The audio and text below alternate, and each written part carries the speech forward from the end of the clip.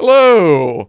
Today we're going down a completely different route on a subject we have never even broached on this channel before. And we are honoured to have Chris and John here, who were brought up in the world of the Jehovah's Witnesses. Yes, we are going there. This is a litigious subject. So in the interest of journalistic integrity and balance, I am perfectly open for the Jehovah's to have their own people come on and give the opposite side to the story and rebut anything that is said in here today by Chris and John. Thanks for coming on, Chris and John. That's a very striking T-shirt. Could you explain what that's about, please? Vast Apostate Army there's a few groups now. It's kind of become quite a big term that we've been using in our community. The Jehovah's Witnesses will refer to anyone who has left their organisation as an apostate. And anyone who speaks out against them is an apostate. Now, the word apostate is not an offensive term. It's just a description of someone who's gone against their former religion. What's the definition? Well, my understanding... Can we get all phones on silence? What's the dictionary definition? My understanding is that the term apostate is used for anyone who's basically changed their belief. Okay. Very simple. Yes. But the way the organisation views it, if you were to call somebody an apostate, it's an extremely damning term. If somebody is an apostate, then members will have to completely distance themselves, have nothing to do with these people, and treat them as if they're dead. Wow. So we're reclaiming it. Before we get into this story of corruption and abuse, then, do you guys just want to introduce yourself to the viewers, say a little bit about your backgrounds? Well, what brought you here? Well, I was raised as a Jehovah's Witness from a young age. My mother became a Jehovah's Witness when I was a baby, and my father joined when I was about 5 years of age. So, yeah, I've been raised as a Jehovah's Witness, and it's affected my entire life, even though I left in my late teens, early 20s. So that's what we're here to tell you about. Do you want anything to add to that, John? Well, I'm older than Chris. I know you wouldn't think so, but I'm 68 at the moment. I was brought up as a Jehovah's Witness. My mum and dad became Jehovah's Witnesses when I was 5. So right through my infant and junior and senior school, everything that Jehovah's Witnesses believe and influence, I had that. I left school and became a full-time preacher with Jehovah's Witnesses. They call it pioneering, 100 hours a month knocking doors. Then I got married to a lovely Jehovah's Witness lady. She's lovely because she's a lovely lady. And still married 48 years later. I left Jehovah's Witnesses about 10 years ago simply because I had to deal with some issues of both my daughter being sexually abused by an elder who was a Jehovah's Witness. And only a year ago, I sort of came out that the fact that I also had been abused by a Jehovah's Witness as a boy. And I'd never spoken about that before. So I'm a little bit more outspoken now, not castigating Jehovah's Witnesses as such, but pointing out that there are some very dangerous situations within the religion that people need to look out for. And we're going to get to that. What's it like going door to door? I remember working in the stock market. We had to call 500 numbers a day. And 490 people would basically tell you to F off. What was it like going? Similar. Yeah. I would say 500 told us to F off. Yeah, I think it was one more than you. The preaching is, I mean, obviously that's their key activity. That's what the Jehovah's Witnesses pride themselves in, following a scripture that tells them to go and preach to everybody. The downside of that to the community is it's quite annoying when you're sitting around on a Sunday afternoon and there's a knock on the door and it's cult members. But for me as a kid, I mean, I was dragged door to door every Saturday, rain or shine, and I hated it, absolutely hated it. But there was no choice. It was just something that we had to do. And you imagine knocking on the school friends' doors. And so when someone lets you in, what's the objective then once you got past the gatekeeper? Well, you didn't get invited in very often, to be honest. But Yeah. sometimes people were very kind and they'd offer you a cup of tea and you'd have a chat. And often the result was you left them 2 magazines or a book, so that you then followed up. The whole idea was to get your foot in the door in a nice way, so that you give you a reason to call back. And then you'd say, look, we'll leave you these 2 magazines. Could you read them? When we come back, perhaps we'd like to know a little bit about whether you agree or disagree. Yeah. And the whole idea is you become a friend, make a friend of them. And eventually, after a few calls like that, you might invite them to have what we called a Bible study, which was a regular weekly Bible study. And then eventually you'd invite them to come along to a Kingdom Hall, which is the church of the Jehovah's Witnesses. And the next thing is you're talking about being baptized, which is a big, big step. And then they've got you. So that would be a conversion from their existing religion. Conversion, yeah. So just in case anyone thinks that's a nice thing, at first it seems nice. If you have Jehovah's Witnesses come to your door, they're generally nice people. Yeah. And that's one of the captivating things about them, is they've got this message that's normally focused on love and peace and their future hope for a paradise earth. But it's only once you get deeper in and they got the hooks in that you start to be exposed to the more damaging characteristics of their group. So growing up, you were in constant fear of displeasing your parents. Yeah, so the thing with their belief is that soon enough, God's going to come along any day now and destroy the entire planet. It's going to kill everybody. And the reason is because they're not Jehovah's Witnesses, is what it comes down to.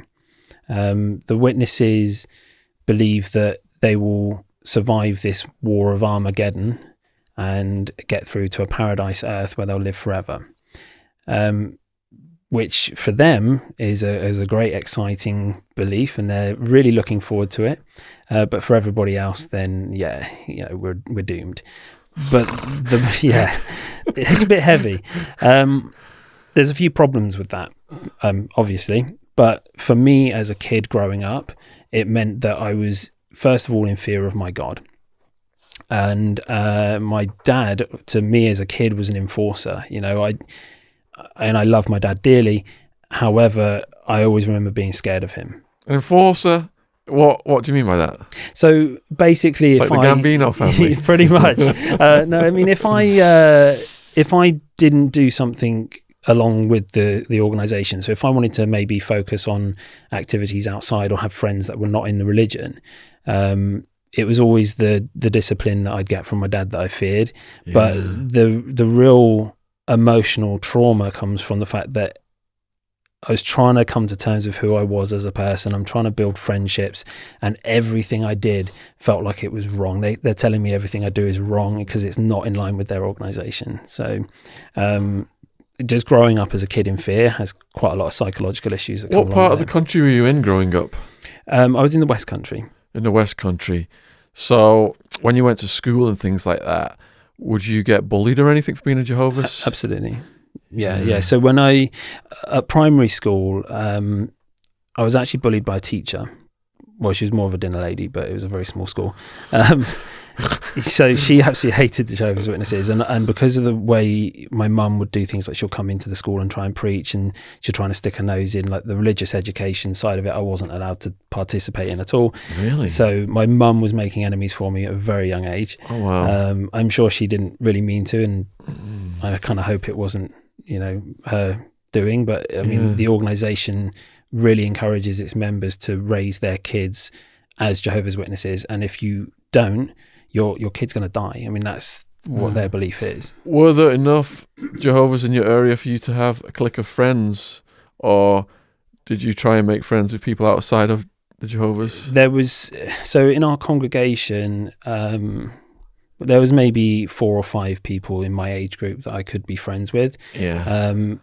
But there was always this, it was like a competition to be the best Jehovah's Witness. I mean, there's a lot of terminology I'm trying not to use here because it's the listeners wouldn't understand our it's different language almost. Yeah. But yeah, I did have, in fact, I had one very, very good friend growing up. And as soon as I stopped going to the meetings, I've never heard from him since. Really? So that's how strongly they are about your attendance and your participation in the organisation. I think what it is, that to help your listeners understand, the reason why we appeared so weird and odd is because of the beliefs of Jehovah's Witnesses, that you don't, for instance, celebrate Christmas or birthdays or Mother's Day or Father's Day or Halloween or Guy Fawkes Day or any of the saints' days. So you're excluded from all of that. So you would either be sitting outside while all the kids were going into assembly and prayers. You'd be sat on a chair outside. Well, I would be sat on a chair outside as the only kid. Yeah. And people shouting, "Viney, why don't you come into prayers?" Oh, that's sad, isn't it? And so you're singled out. The whole school know he's different. I loved football, for instance. I could play football during school hours. If the team played outside of school hours, you weren't allowed to play because there's no extracurricular activity. You are not encouraged to be friends with anybody who is not a Jehovah's Witness. In fact, you can't be friends. Your mother and father would get into trouble as Jehovah's Witnesses if they allowed you to be doing anything other than what Jehovah's Witnesses accept. Yeah. So it's very much a status thing within Jehovah's Witnesses. And if your father, like my dad was, eventually became an elder, which is one of the, like a clergyman, if you like, but they call them elders. If your children were not good examples, that was threatened to be taken away from you. So the reason why we appeared weird and odd is because actually we were one of a kind in our school. You might get another. There might be 2 or 3 Jehovah's Witnesses, but not often. Did you have any holidays to celebrate within the belief system? No. There's no celebrations at all. So this is the curious thing. Like while we were in, we've always tried to find a scriptural basis for our beliefs. So not celebrating Christmas, well, there's nowhere in the Bible it says to celebrate Christmas. I mean, that came later in history. But things like birthdays was a big one. Why not celebrate a special day for each person? And they'd go to the Bible and they'd find the only example in the Bible of a birthday, and that's where, was it John the Baptist? King Herod had John the Baptist beheaded. Had him beheaded. So of course birthdays are bad. So they were for John the Baptist. and really it's all excuses. And even growing up I was always thinking, this doesn't make sense. This isn't enough for me it's not an excuse for me not to just celebrate a birthday or give a friend a present. But really what it all came down to was they want to control us. They want to take away the opportunity for you to see unbelieving family members. They want to take away your worldly friends. They use the term worldly in a strange way as a bad thing. So it was all about control, and that's what it was like growing up. And all of that control is enforced by the belief that you're going to get killed by your God if you don't follow along. So it's a very serious and quite troubling thing to go through, really. So there was pressure on you to get baptized, but your dad said it had to be your decision. Yeah. So this is the thing. The baptism is everything. A lot of religions would baptize babies or children, and the Witnesses always had a big issue with that, because they said, well, you've got to dedicate yourself to God, so you've got to be old enough to understand what you're dedicating yourself to. The thing with me is that I was never really comfortable with getting baptized. And as a kid, when you get to around the age of 8, they start to consider baptism.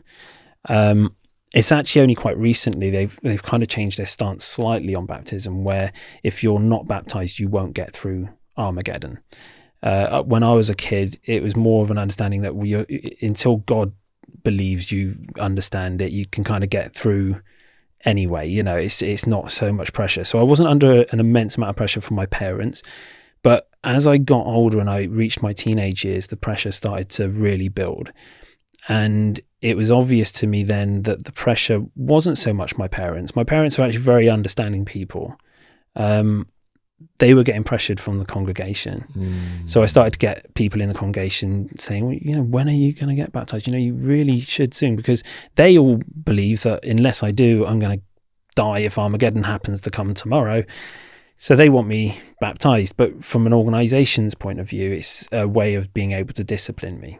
because if I'm baptized, they can basically excommunicate me if I do anything that's outside of the rules. And you loved football, but were told that supporting a team was like worshipping a false god. Yeah, so I love football. I'm like John. Big part of my life as a kid, I used to love playing football, but I was never encouraged to do so because obviously it's an activity that's not well. It's all taking time away from the organisation. It's time I could be preaching. But yeah, like a lot of kids who love football, I had posters on the wall and all the rest of it. My parents were pretty chill about it, but it was quite a common phrase that they'd say, it's like worshipping a false god. If you're like idolizing these footballers, they're like idols and false idols, and comparing it to the Israelites bowing down to a golden calf in the Bible. And it was crazy. And this is all stuff where, they're almost trying to bully me into following this religion. And to me, it never sat right. I mean, I didn't really fully understand it at the time, but yeah, I couldn't figure it out. I just never felt comfortable growing up. It was not a nice environment. It seems like a form of mental torture, and to have that from all the way throughout growing up, year after year after year. How are you sane? Well, I've had trouble. As I reached adulthood and I've ended up going off into the world, figuring it out for myself, a bit of a late starter, but I was diagnosed with depression and PTSD. Yeah. So it's been tough. Yeah, I can imagine. Going over to you then, John. So you were raised a Jehovah's Witness from age 5. And you were in Lincolnshire. Parents moved from Kent. Yeah, my parents had a lovely house in Kent. It was like an idyllic house for a young boy. There were woods opposite my house. So I'd come out the front door, cross the little road and into the woods. Fantastic. They wrote to the Watchtower Society, who are the head offices of Jehovah's Witnesses, to say, do you need Jehovah's Witnesses anywhere else? Because there's lots of Jehovah's Witnesses around here in Kent. So they were willing to give up that house. Wow. And we ended up moving to a caravan in Stamford in Lincolnshire. So my mum and dad, 3 kids, gave it all up. Great. My mum's still alive. She's 94. They absolutely believed it 100%. So they were genuinely sincere. So this is not a knocking of my mum and dad's belief. And so they moved. They gave up the comfortable lifestyle that they had in Kent, and took us with them, obviously. And I ended up in Lincolnshire. I did my senior school in Lincolnshire, and then I left school at 15 because, as we mentioned, that the end of the world is always portrayed as just round the corner. In fact, it's not just round the corner; it's almost here. So you don't need a career. So you don't need education. So Jehovah's Witnesses don't partake in advanced education like university or anything like that. So I left school at 15, became a window cleaner, which I'm still doing 50 odd years later. And then I moved down to Wales. So and that's when I met my wife. So yeah, it's been a full on life as a Jehovah's Witness. Is your 94-year-old mum still in it, or has she become an apostate? She actually is an apostate, so we'll have to get her a T-shirt. I'll look one up for her. I think size large. Okay, what's all one up? Sorry, Mum. No, she. It's strange you should ask that though, Shaun, because I was the first to leave. My wife was in it. My 2 other children actually had left, but all the rest of my family were in it. And I just found myself so mentally perplexed that I just, for my own sanity, needed to step back. I didn't even call it leaving at the time. I just needed to go, get back. And I needed to step right back from what was happening. And then my wife stayed at Jehovah's Witness for another 10 years. So I supported her, took her along to their meetings and stuff, until she discovered for herself that things were not as we thought. And my sister, who was very, very strong in her family, stopped all her children stopped. So I'm in the remarkably happy situation right now that everybody I love and I'm close to is not a Jehovah's Witness.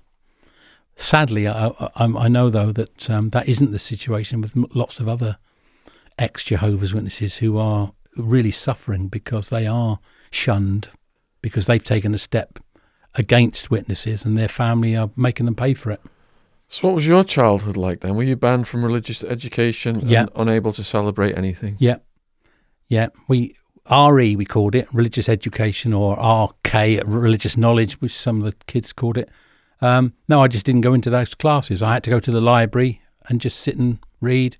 So you skip anything that could be perceived as being taught something that is against Jehovah's Witnesses' belief.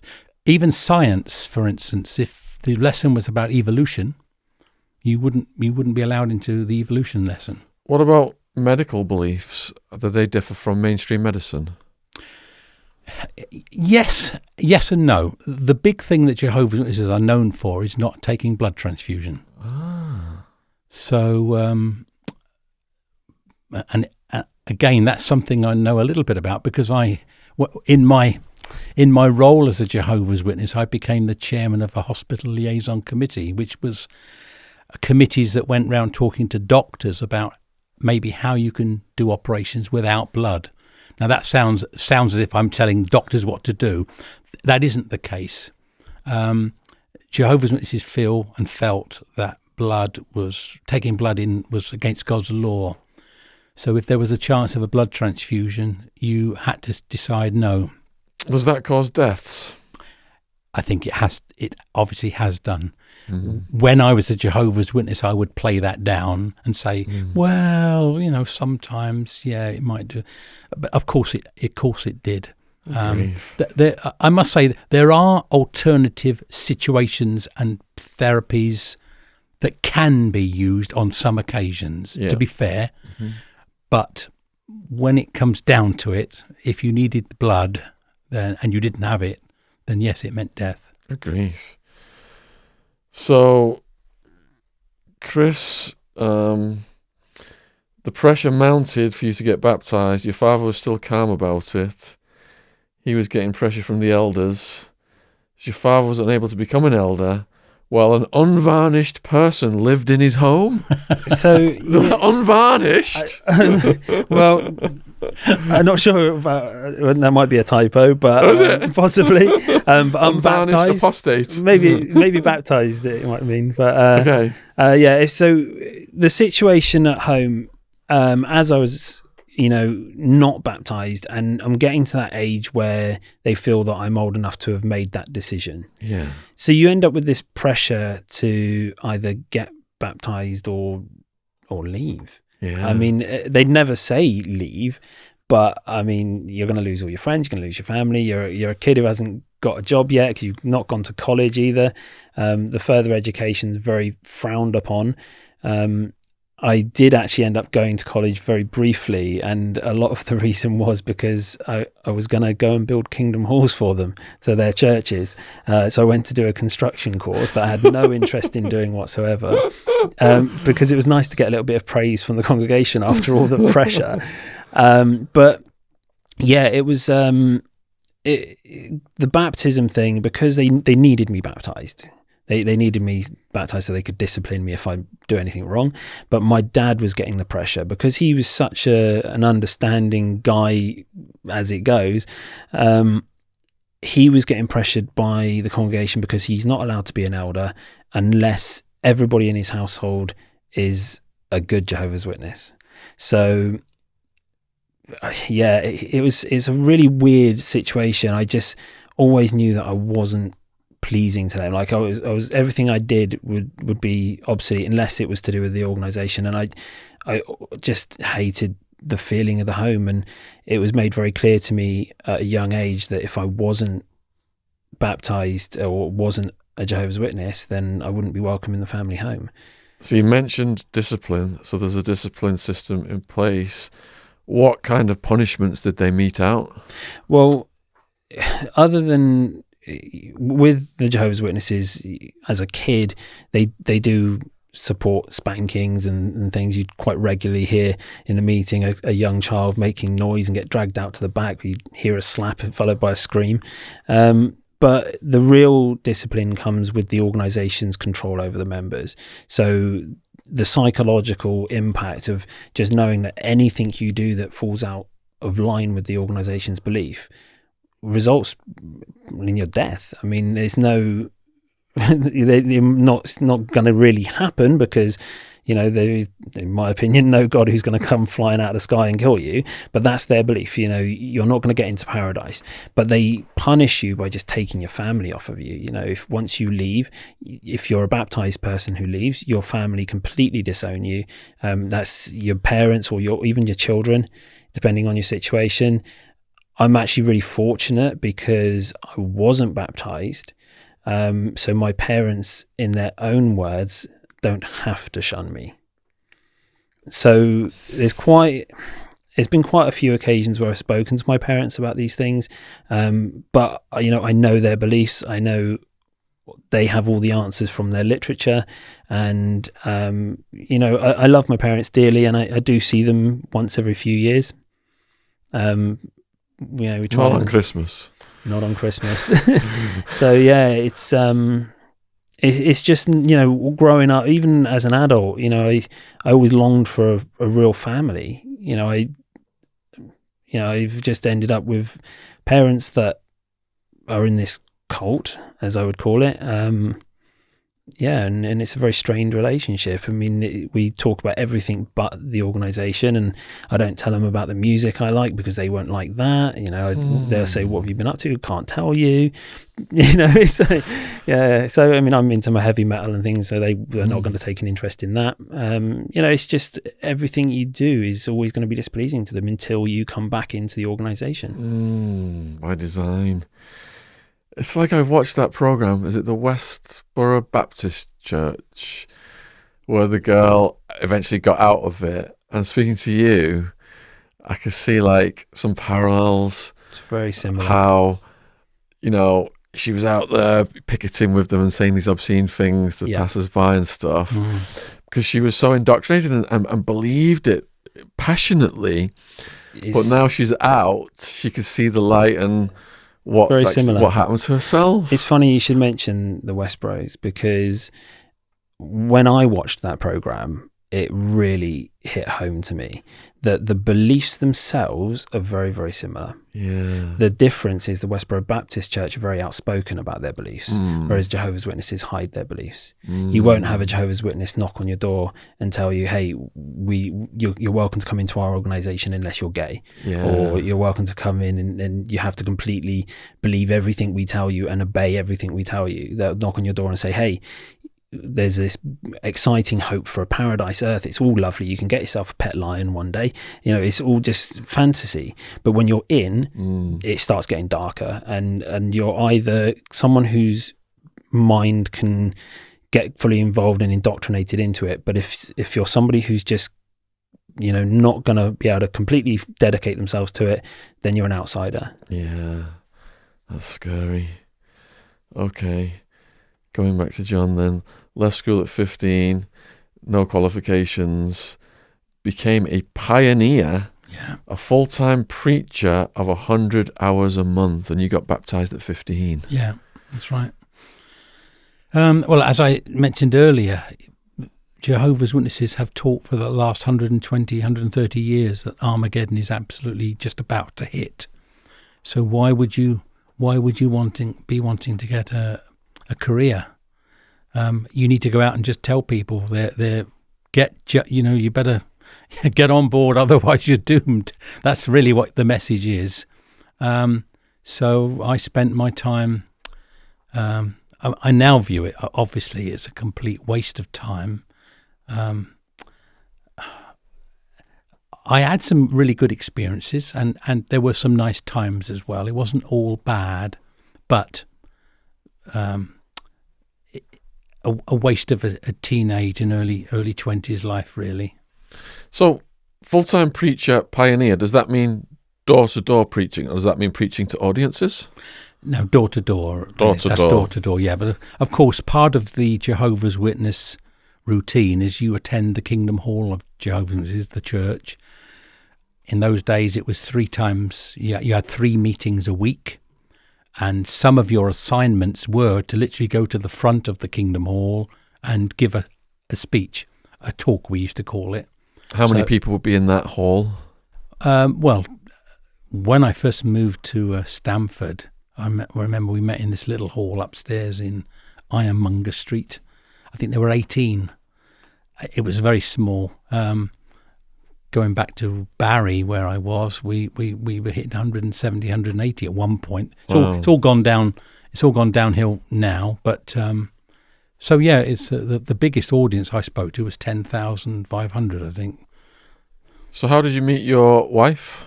She was a pioneer. She was a full-time preacher. I attended an assembly. Now, an assembly is a larger gathering of Jehovah's Witnesses where maybe 10 or 15 congregations all converge on a big hall, and for a weekend there are speeches and talks. So it's a good place to meet girls and boys. And so I met my wife there. Went courting, is the old-fashioned phrase. What's the courting etiquette within the Jehovah's? You weren't allowed to touch, even hold hands. If you held hands and were seen, you might get a visit from one of the elders. It was very, very strict. There was no was no sex before marriage. No sex before marriage. In fact, if you did and it got out, you'd be in serious trouble. In fact, you could be disfellowshipped.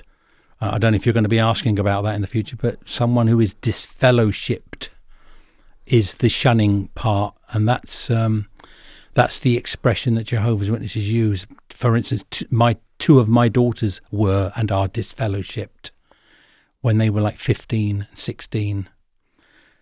And that meant completely shunning, having nothing to do with them. If they telephone, you don't pick the phone up. If you pass them in the street, you don't say hello or smile.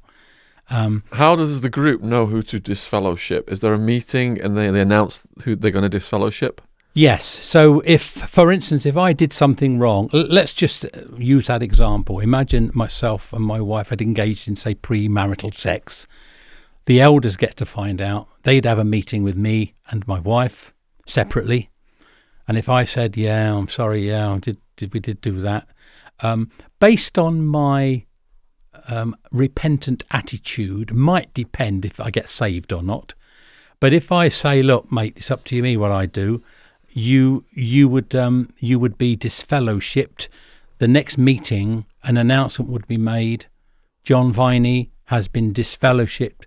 The congregation all know what that means. That means next time you see John Viney, and for the rest of his life, including his mum and his dad, his daughters, his aunties, no one speaks, invites them round, does anything, unless I change my ways, say I'm very, very sorry, become a Jehovah's Witness again. Then that's the only way you can change that situation. And sadly, Shaun, that's why there have been many, many suicides from people who have been shunned, because they don't want to be a Jehovah's Witness. They're not going to be a bad person, but they just don't want to be a Jehovah's Witness anymore. But once you're baptized, that's a contract.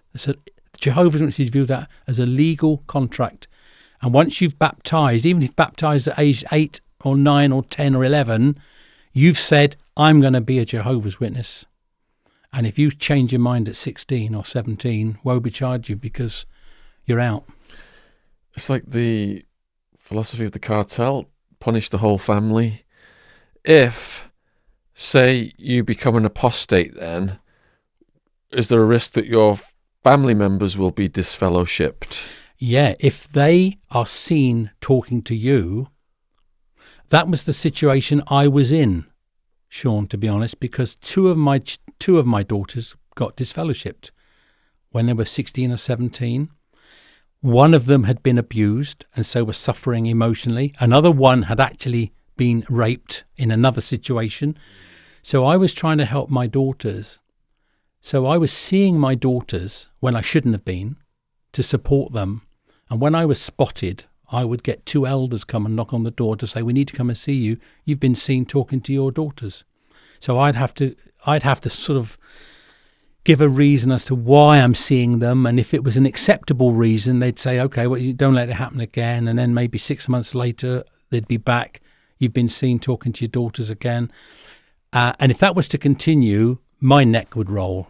I, as an elder, I'd be told, sorry, you can't be an elder anymore. So there's always this pressure on families. And that's why I think, as Chris was saying, the pressure is on the mum and dad, for instance.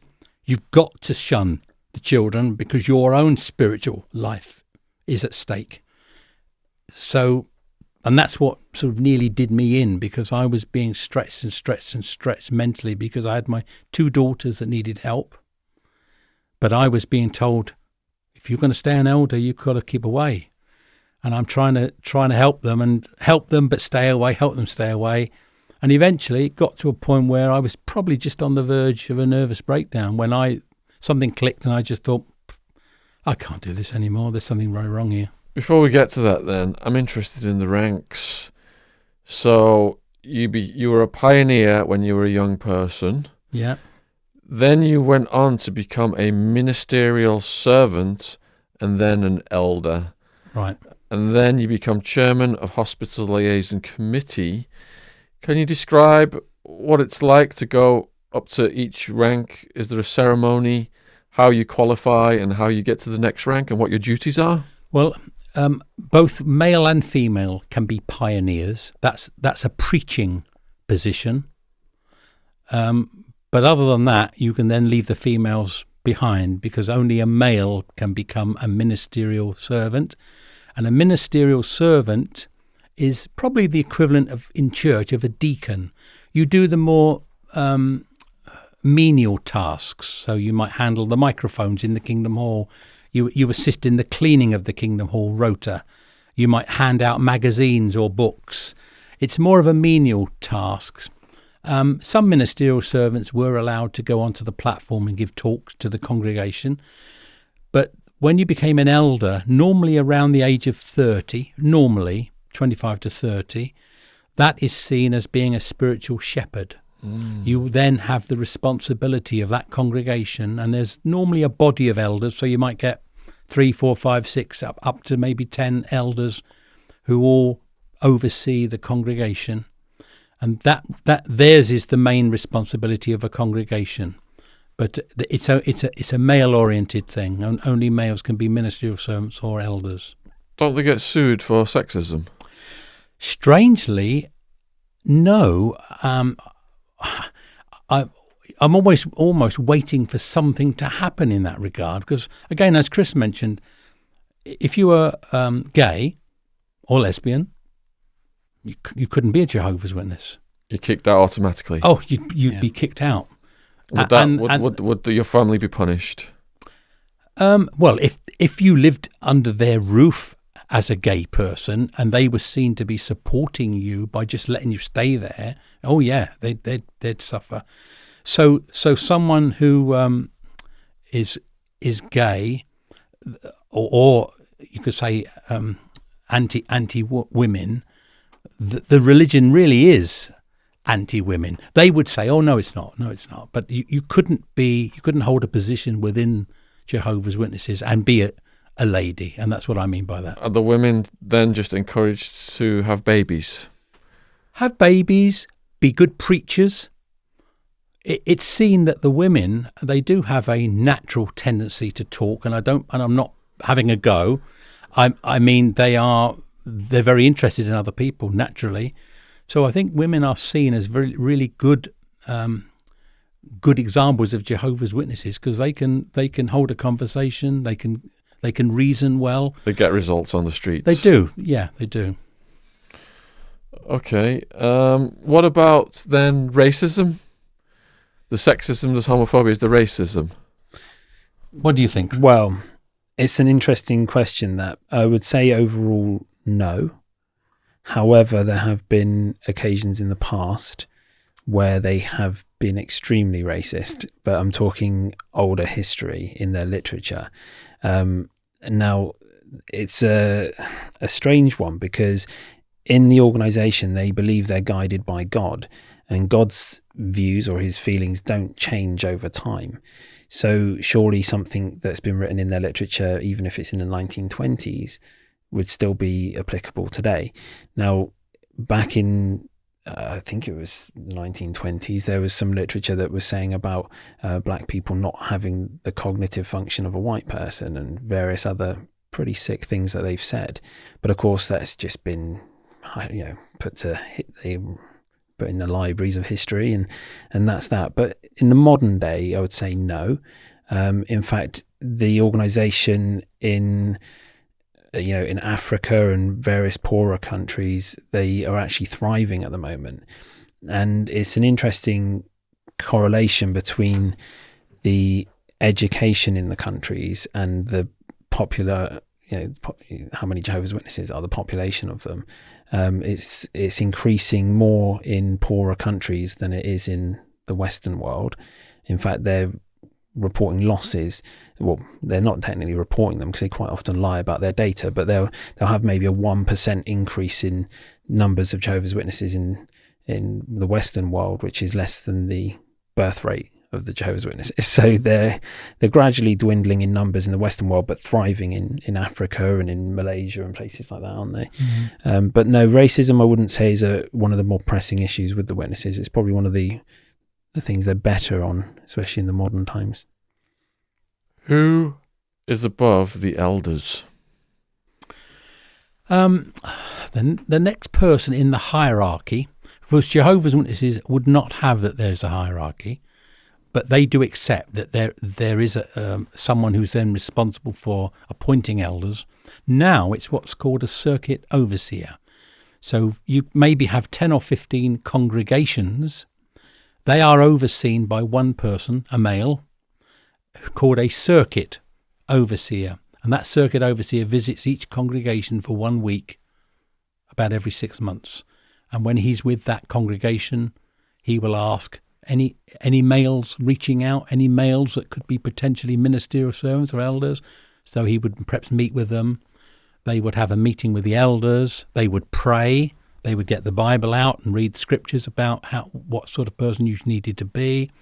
And then that circuit overseer would appoint the ministerial servant or elder. But above the minister, I was going to say, who appoints the circuit? Yeah, the circuit overseer is appointed normally by the branch committee in the congregation in the country. In our country, for instance, the headquarters now are in Chelmsford. They were in Mill Hill for many, many years. But the people that oversee all of Jehovah's Witnesses are in America, and they are at the moment 8 different men. And they are called the governing body. And those 8 men are they're the heads of the family, I should say. You used I think the Mavi example earlier. I don't mean quite like that. But those 8 men, they set the beliefs of Jehovah's Witnesses. And if anything needs changing, they have the power to change. And that literally means changing what Jehovah's Witnesses believe the Bible says.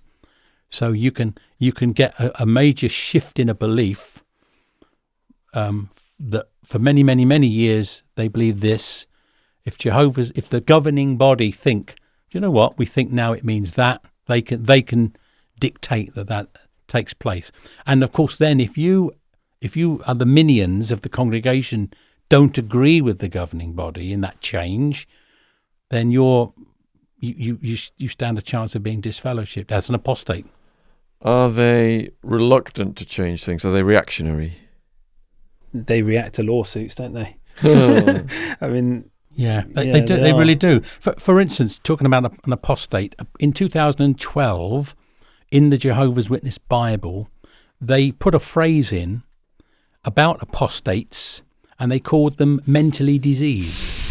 Yeah. Okay. They actually referred to us as mentally diseased. But it got put in their Bible. Wow. So you've got the Bible, mentally diseased. I know for a fact that they were challenged legally, that people were being called mentally diseased just because you decided you didn't want to be a Jehovah's Witness anymore. Does that mean I'm mentally diseased? we go to court over this. Guess what? It's been taken out of the Bible now. But they haven't told the Jehovah's Witnesses it's been taken out. It's just not in there anymore. Yeah.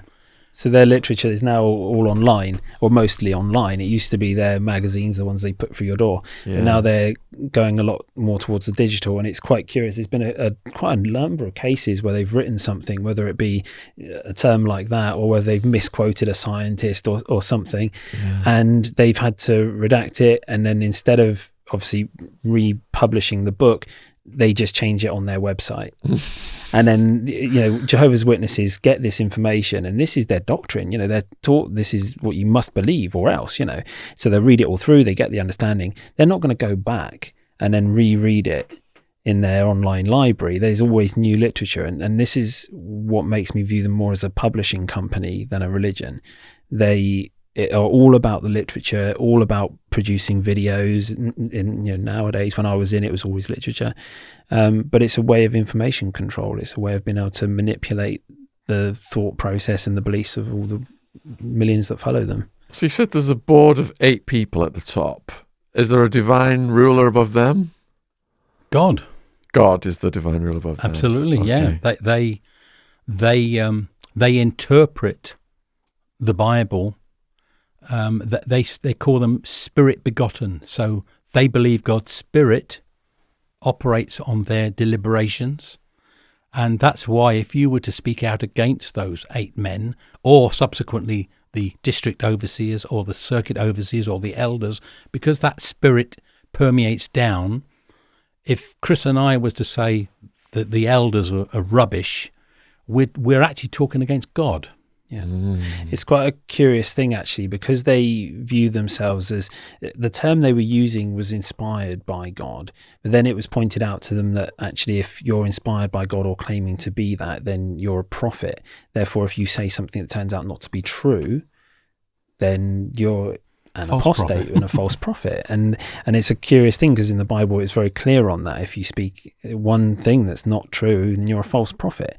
So some of the stuff we've done in the community we've done is to prove that actually you have said things that have turned out not to be true, and therefore surely you're a false prophet. So then they say that, well, they're not inspired, they're just spirit-led. Spirit-led. They change the terminology, and of course all the witnesses suddenly go, oh, no, of course it's not that, and they'll start arguing that on the street with us.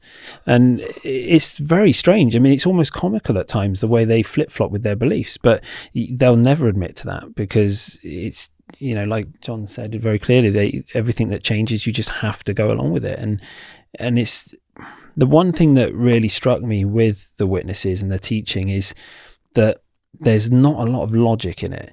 You can have quite common thing would be in the meetings, you'll have somebody doing a talk about a set topic and they'll quote a scripture to back that topic up. And a few weeks later, somebody will be talking about a totally different topic and they'll bring up that same scripture to back up that topic. And that's kind of how it works. And they chop and change all over the Bible to try and prove their point. And they're using scriptures in bits to position it around this one topic to make it seem true. And none of it ever really made sense to me. Even as a kid, it just never made sense. There was no critical thinking skills, and their brains get turned to mush. It's quite remarkable, and it's amazing how these high control groups, or as I would call it, a cult, how they do that, how they manipulate the members. And it's very strange sometimes. You can hold a conversation and it's quite spooky. So let's say one of the 8 died. How would a replacement be selected? What do you have to do to qualify to become one of the 8? Going back to Jehovah's Witnesses' beliefs, they believe there are 2 classes of people. There are millions and millions of the faithful Jehovah's Witnesses that are going to live on the earth in paradise. But there's a select number of 144,000 that the book of Revelation, the last book of the Bible, comments on. Those 144,000 are like God's government. They liken it a little bit like to Parliament. There's 650 MPs in Parliament. We're not all in Parliament, but those 650 rule over the millions. So you've got 144,000 that are going to be ruling over the millions. If you're one of those 144,000, of which there's a small remnant left of about 18,000 who claim to be of that number, you've got to be one of that number to get yourself on the governing body. So you've got to be male, you've got to be an elder, you've got to be very, very active, have a very good record, and show potential, and eventually you might get recommended to go to live in, I don't know, it'd be New York or New York State now. They might keep their eye on you for a few years, and then they'll say, "Yeah, he seems to be proving himself. Let's have him on." So it's not an easy task to become one of the 8. The more senior members, then, do they wear something to identify their status, or are they just? They'll look like any other member. I mean, usually there'd be an older gentleman, but no, they wouldn't be recognized by anything they wear, but you certainly would know them from their website. You know, they're quite often on their TV shows and things, which actually, it brings me to another point. When I was growing up, I always, I didn't know who the governing body were. I knew there was a governing body. I just never knew who these guys were. I never saw them. They didn't really appear in any of the literature. My belief would have been that they were very wise, very spiritual men. And I always had this image of Jesus and the way Jesus would preach, to the disciples. And I viewed these people as quite revered, even though I'd never seen them. And it's quite surprising in the modern times where they've started up with their televangelism, basically, and these guys have suddenly appeared on screen. So they're all like public figures now, aren't they? Now, they are. The whole 8. They're like film stars, actually. Now. Oh, yeah. But the thing that really struck me the first time I laid eyes on these guys was how weird they are. They are, like, 2 of them especially, absolutely hilarious, the way they act. I mean, they're crazy. They you can imagine, I can think of a few big American preachers, televangelists. Some of them seem like they're possessed. And that's exactly what we found when we suddenly laid eyes on these guys. Be careful, Chris, because you're becoming an apostate now. I know, right? I've got to be very careful. What are the symptoms of possession that you saw in them? Well, it's just the way they speak. I mean, it's a very, very strange thing. The way a few of these guys speak, they're quite patronizing in the way they speak. They're very eccentric, and it's almost like as soon as they start speaking, you're supposed to just zone in, and the eyes turn into spirals, and they're telling us stuff. It's really, really weird. I mean, I'm sure any of the viewers could even go on YouTube and put in governing body Jehovah's Witnesses, and you'll see all kinds of videos of them spouting crazy stuff. But really, for me, when I first saw them, it was more just the awakening to this group is not God's organization. This is not, what they claim to be. I mean, obviously by then I kind of knew that anyway, but it was really quite shocking to see what the religion of my childhood has become in the modern world. Like, it's in just the short time since I left. I mean, we're talking 20 years getting on for now. And yeah, the changes are just remarkable, and that always struck me as strange for an organization that claims to be God's one true organization. The beliefs should stay the same. Everything really should stay pretty recognizable, but now it's not recognizable at all. So, while I was incarcerated, I tried to read all the different religious texts of the world. I had a Jehovah's neighbours, and what I saw was the same stories popping up in like the different books, the Quran, the Bible, the Torah, same cast of characters. I couldn't believe it. I was like, This is so strange. Where do the Jehovah's get their stories from? Well, they claim to follow the Bible to the strictest degree. So it's the Christian Bible. So the Christian Bible. Okay. The curious thing is they've rewritten it a few times now. They would say that it's just the translation of the Bible. So they've translated it into a more usable language, the modern English. They've actually, their Bible is actually the most translated book in the world. But of course it would be. They've got members all over the world who will work for them for free in translating it. Yeah.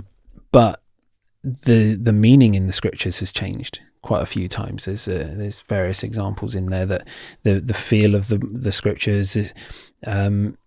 It's hard to think of any examples offhand, but the language they use in their current Bible, which is 2015, is the newest edition of the Bible, the Holy Bible, God's True Word, 2015 edition. I mean, it's a bit strange, but yeah, it's not only the Bible itself that they have manipulated to suit their aims. The way their literature backs it up. So when I was a kid, we had the Watchtower magazine. We used to study it every Sunday at the meetings, and you would have the Bible, and the Watchtower would be used as a way of explaining the scriptures. Whereas now that's kind of shifted to more the Bible can be used to explain the Watchtower. So there's this real feeling that nowadays you're more following this governing body than you are following Jesus and God. Yeah. And it's quite troubling when you start looking at the actual beliefs of the witnesses. It's not something I was going to really go too much into, but as a brief explanation, when John was saying about the 144,000 anointed class, one of the main tasks they will do is when the War of Armageddon comes and God's going to come along and destroy everybody, their belief is that Jesus is going to be doing the slaughtering.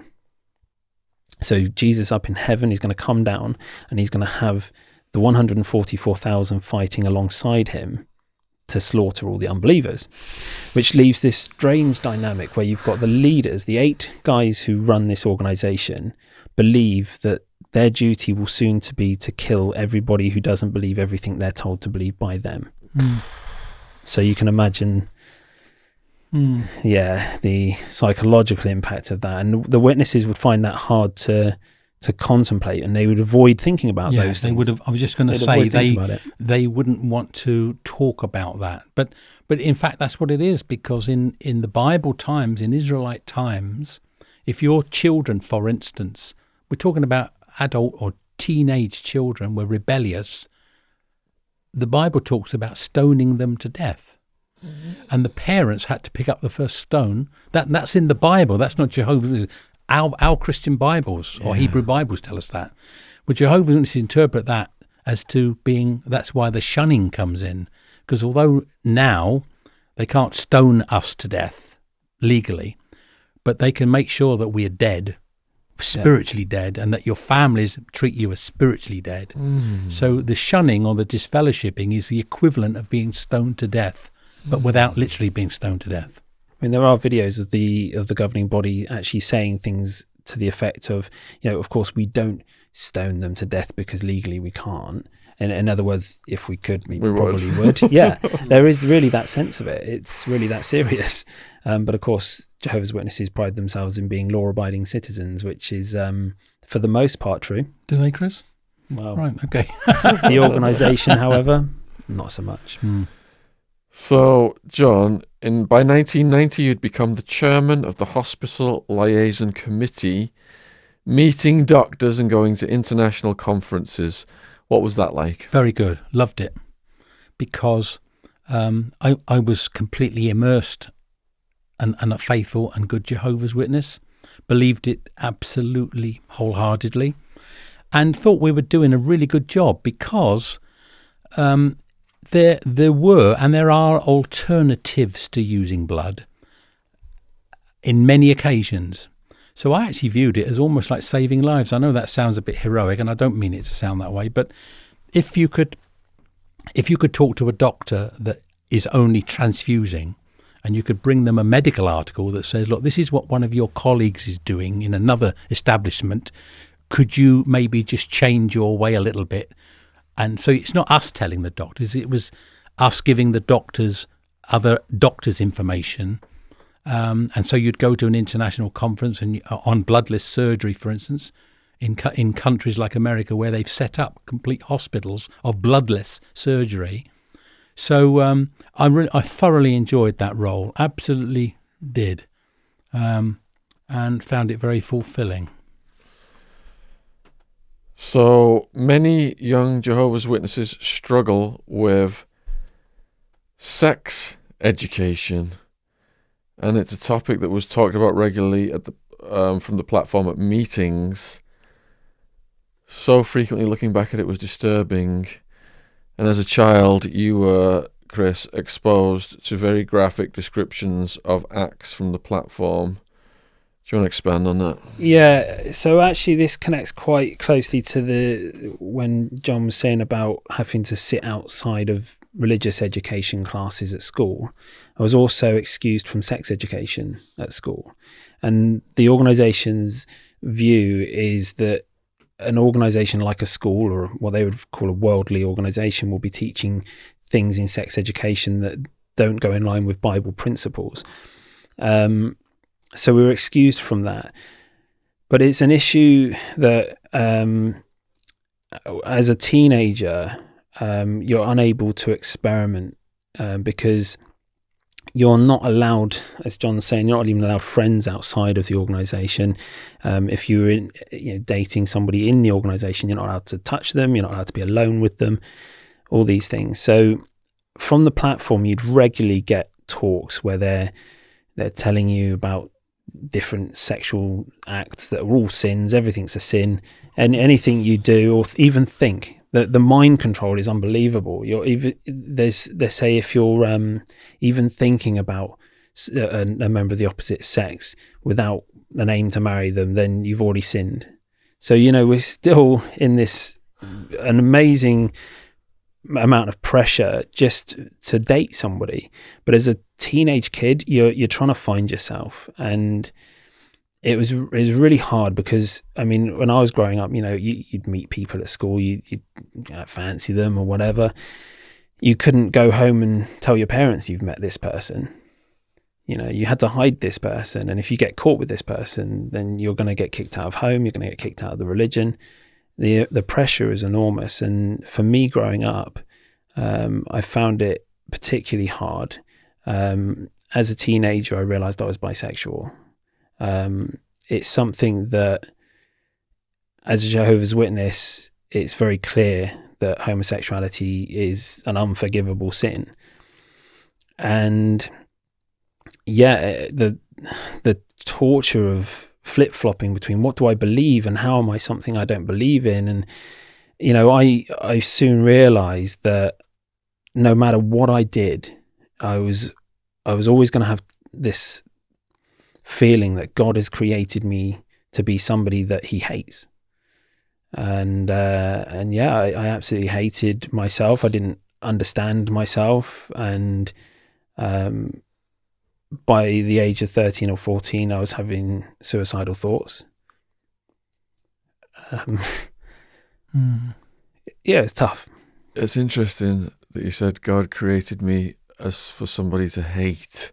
Yeah. It's as if your entire indoctrination into this, you had to explain it in terms of a result of God. And if you fancied a woman, then I guess, which would be more politically correct in the context of what they want you to become, you couldn't even express that. No. If a scenario came along where in my late teens I met a girl and I loved her, and did actually happen, the only options are that either you convince her to become a Jehovah's Witness, or you're going to lose everything, and that's it. There's no middle ground on it. It's really damaging. I mean, the psychology in just sexuality alone, and it's hard on anyone if you're from. I'm sure a lot of people have found, especially if they're gay or bi or anything. If they've got parents who don't particularly agree with it, just in society, it's not uncommon, and they know the challenges that come along with that. But you add in the added threat that God's going to kill you if you continue along this path. Well, it's horrendous to go through, and for me, it wasn't until much later in life that I really, got to the point where I could just say, hey, yeah, do you know what? I'm bi. I mean, I prefer women, and my situation at the moment is I've met a girl who fully understands my background, and we're soon to be married, which is great. But it's Congratulations. Thank you. But it's very hard to find love, and for someone who's been a Jehovah's Witness growing up, once you leave, everyone you meet that you might think could be a potential partner, they've got to somehow understand all this. They've got to understand where you've come from, and it's really tough. It's really, really tough, and a lot of former witnesses carry all kinds of trauma and like I say, PTSD and depression. And that expression that the Eagles sang about in the song Hotel California, that you can check out any time, but you'll never leave. You can never leave. Yeah. That's exactly what it is. I know people who have been ex-Jehovah's Witnesses for like 60, 70 years and have gone on to become church ministers, still got hang-ups of when they were in Jehovah's Witnesses in the early years. Wow. So if you had a bisexual thought then, did that wreck you with guilt and anxiety, and did you think that it was some kind of test from God, or why was God doing this to you? Any sexual thought. Any sexual thought? Any sexual thought. Right. Yeah. Anything you do, if you fancy someone, I mean, like most teenagers, there were things I did that fall well outside of what the organisation wanted. But, if it was found out, then yeah, game over. It's like you can't even approach the topic. And the real damaging thing is that you can't go to anybody like your teachers, because they'll feel obliged to tell your parents. You can't talk about these issues. You can't go to your parents about these issues, because you already know that it's all written down in their literature and it's spoken from the platform constantly. I mean, it's almost like they're obsessed with sex. I mean, because they know it's the sin that most people will fall foul to. It's natural to feel love for people. So it's a regular topic in the meeting. It might be just worth mentioning as well that even if you're legitimately married to a Jehovah's Witness, there are certain sexual acts between husband and wife that are a no-go area. So oral sex, for instance, no-go area. Good grief. When things are suppressed, from studying the psychology of deviant behaviour, when things are suppressed, they manifest in deviant behaviour oftentimes, and we're going to get to the abuse here soon. What abuse then? Are you okay to talk about what happened fine. with your daughters? Yes, no, I'm. Yeah. They've. My daughter has spoken publicly about this. Okay. So, and I've spoken publicly about it. So no, I think it's just important to get the truth out there. That's all I'm interested in doing. How old was your daughters? When she was about 12, I think, when it first happened. Yeah. She first came to me. It was a relative, but he was an elder in the congregation. And how old was he? He was been about 34, 35, something like that. Okay. She actually said to me she didn't like the way that he was kissing her. That was the introduction to me, was I don't like the way he is kissing me. And I was so naive, Shaun, it was like right over my head. Yeah. I thought, because he was a very demonstrative person, I thought that when we went round to his house, he was a bit hands-on. So I actually went to see him to say, look, do you mind when my daughter comes next? Just be a bit careful. I had no idea what she was actually trying to tell me. Yeah. So I missed it completely. So it went on actually for a few years, and oh my goodness. It wasn't until she was about 16 that we saw her. We ended up realising she'd been cutting her wrist with razor blades. And then you think, my goodness, what's going on here? We're a good Jehovah's Witness family. We don't do that sort of thing. Yeah. That's when it really hit, and it's a long story from there. But what actually happened was she said, "I don't want Jehovah. I don't want it anymore." So she left, got a boyfriend who was not a Jehovah's Witness, and that meant that she had to be excommunicated and disfellowshipped. So the victim gets punished. Yeah. And what about the perpetrator? Well, the perpetrator didn't get punished for over 20-something years because my daughter thought she was the only victim. She went to the police. We went to the police. I did with her 20 years ago, very soon after the events. So was there a statute of limitations issue with that? No, there wasn't really. No, it was just a case that the police interviewed him. He gave a no comment interview. In those days, you could just say no comment, and you couldn't even tell a jury that in those days. Yep. So they just said, look, we do believe your daughter. We absolutely believe her. And so did the mental health services, because we obviously took her to there as well. She came out, the psychiatrist came out and said, I absolutely believe what she's telling me. But the police said, we don't think we'd get a conviction. So it went on for 20, 25 years. And it was only when my daughter reached a point in her life when I think she didn't care anymore. So she wrote about a 10 or 12 page article, similar to your A4 sheets there, of all of the events that he did to her. And she published them. Wow. She sent them to absolutely everybody that knew him. What a brave girl. And one of the sheets fell in the hands of the partner of a police officer. Yeah. And the police officer saw it and thought, what's this? What's going on here? They took it to the CID. CID said, we've got to do something about this. Really? He picked it up. Our CID officer was fantastic. Eventually found another 4 victims. So he's in prison now. He was in prison for 14 years. Wow. But how many victims?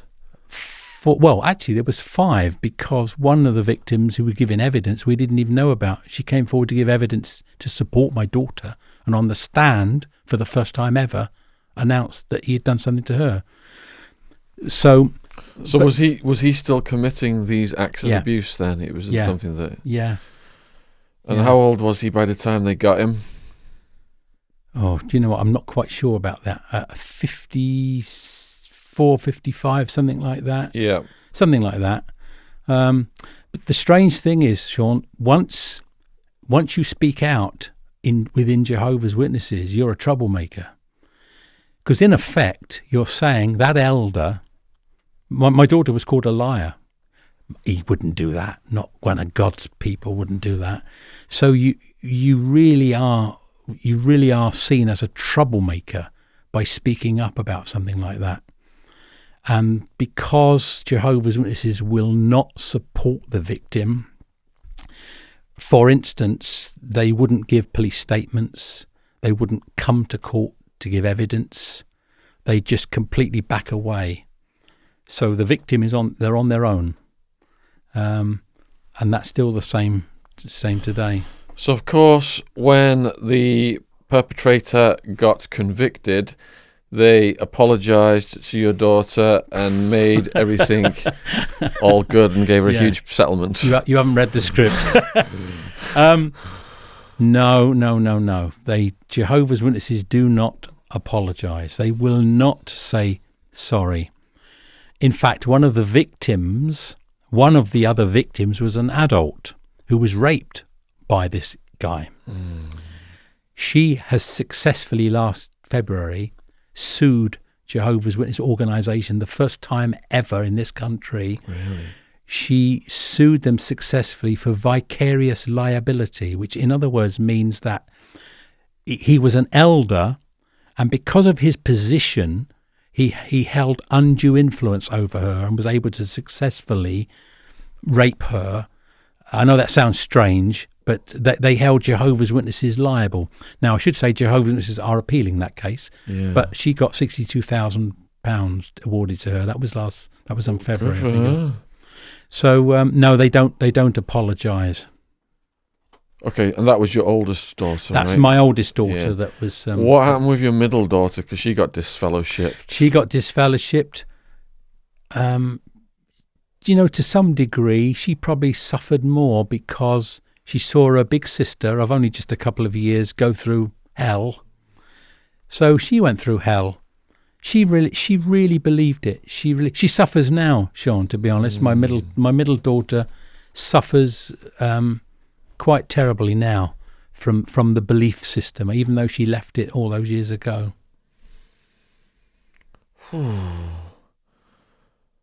So, what about your situation then? Abuse?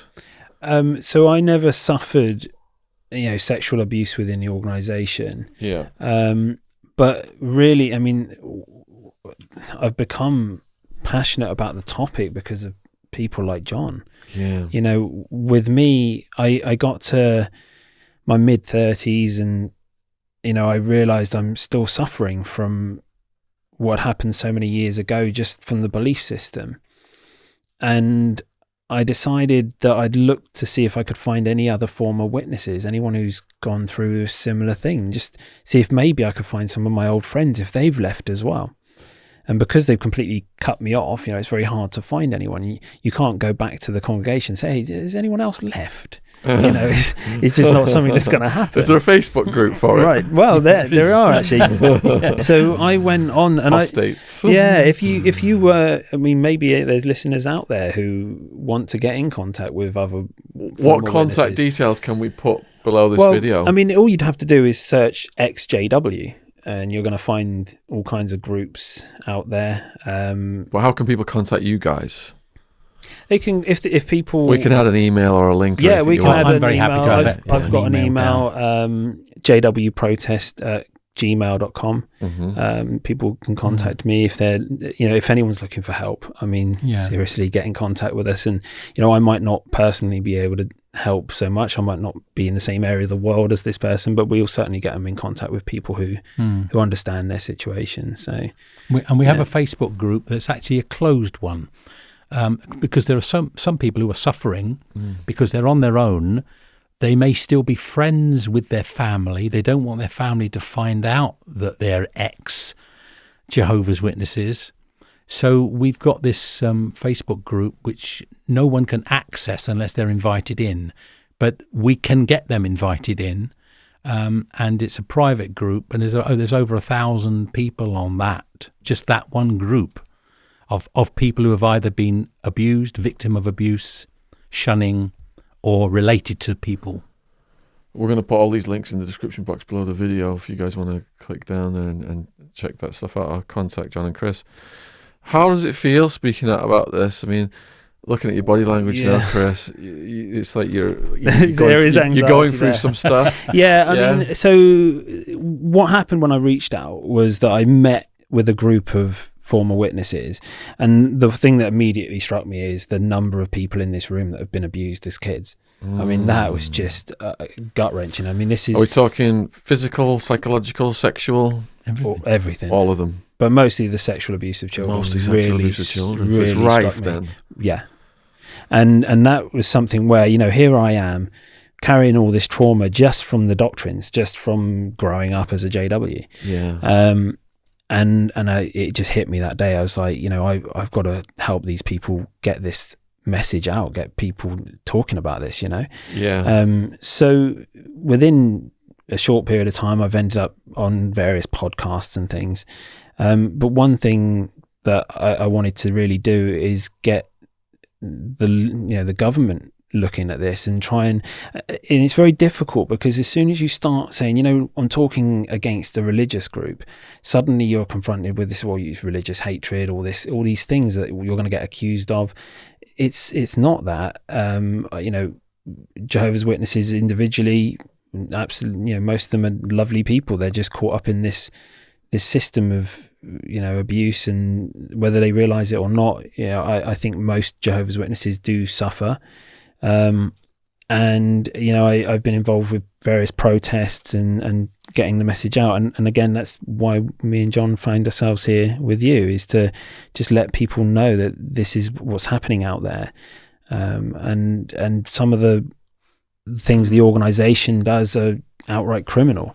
They'll talk to us about religious hatred, but then I think we're the victims of their religious hatred. If you can't change your religion, if you can't walk away from religion without being severely punished and losing your social network, losing your family, to me, there's no doubt that it's them who have got the hatred, Even though you're out, because it was indoctrinated into you for so long, the threat of destruction at God's hands Do you still feel that threat? Not anymore. I mean, I'm very much an atheist now.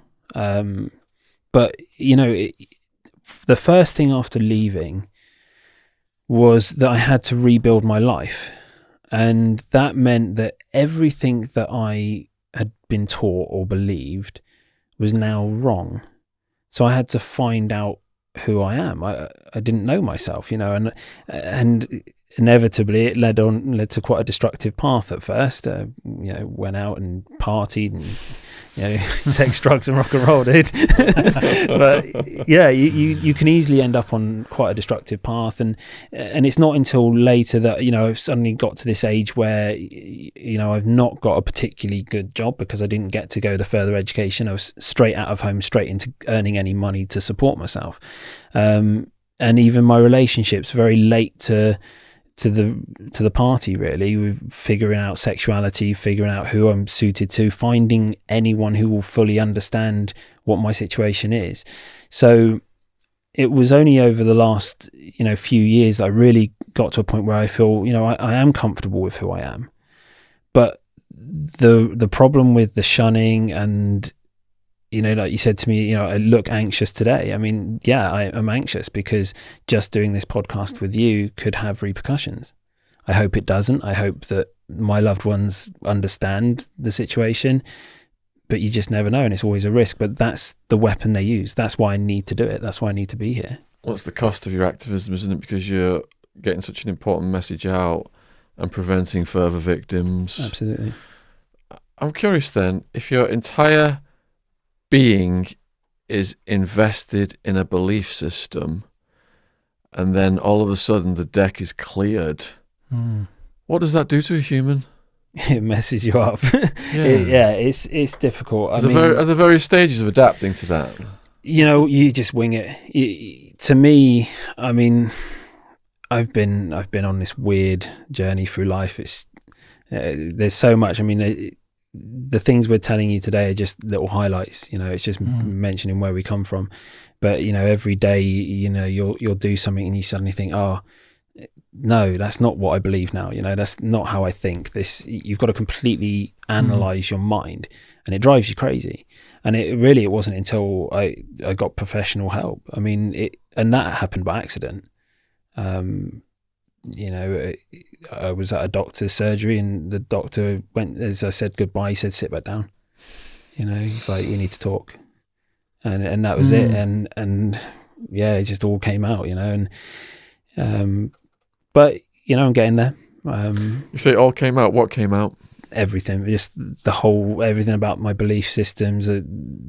There's a lot of things in my life that have happened that I wouldn't discuss, but there's also a lot that's happened that I would. And it was only then realizing that most of the problems I'd suffered in life had the origin of this cult. That's where it all came from. And it wasn't until then it really hit me that, this really damaged me. This really has shaped my existence, and I wish I could turn back the clock and go do it differently. I wish my mum had never spoken to that witness who lived next door to her, because that's how she found it. I wish my dad had never gone into it. But you can't change what's happened. You can just change how you view things, and you can't. I mean, one thing I always say is you can't change what's happened. You can just change how you react to it. So for me, it's about just letting other people know to be cautious of this group, and anyone who's struggling in it. There's people like me who've been through it, like John, who have been through it, and we're here if you need to talk. Or we can find you professional support. We can find you local support groups. And to me, that's what it's about. I'm not here to tell people how evil Jehovah's Witnesses are or any of this stuff. I don't believe that. I think most Jehovah's Witnesses are sincere. I just think the organisation themselves are really harmful, really damaging, and something needs to change. I think the legal situation has to change. They have to make it illegal to shun. I think that's the first thing. And to make sure they report child sexual abuse. And to report abuse. Was there a particular day or an event that triggered you to think this is all false? Not so much. It's a really weird thing, because as I was growing up, I would say I didn't really believe it. But it's a very difficult thing, because you kind of do and you kind of don't. it's complete, like, it screws your mind up. It really is a tough thing to get your head around, because a lot of the time you're thinking, well, this can't be right. Why would God make me who I am if I'm not allowed to be who I am? If God's created everybody, why is it so hard to follow his instructions? Why is it so hard to be what he wants us? Why don't he just create us perfect? It makes no sense. And you end up with this spiral, and it goes round and round and round and round. And then you're taught, well, having these kind of thoughts is a sin. You just can't win. And, and like, earlier on, it's quite a flippant comment, but how are you sane? Don't know. I really don't. So it's like a mental prison. Yeah, it's a gradual thing as well. And I didn't really fully believe it.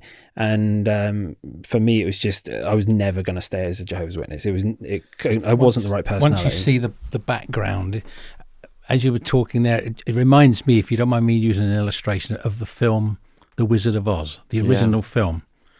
We all know, I don't want to spoil the end, but they're all going to see the wizard because he's going to give them strength, courage, whatever. They get to the wizard, and what they find is Toto the dog just pulls the curtain back, and it's not a wizard, it's an old guy with the machinery.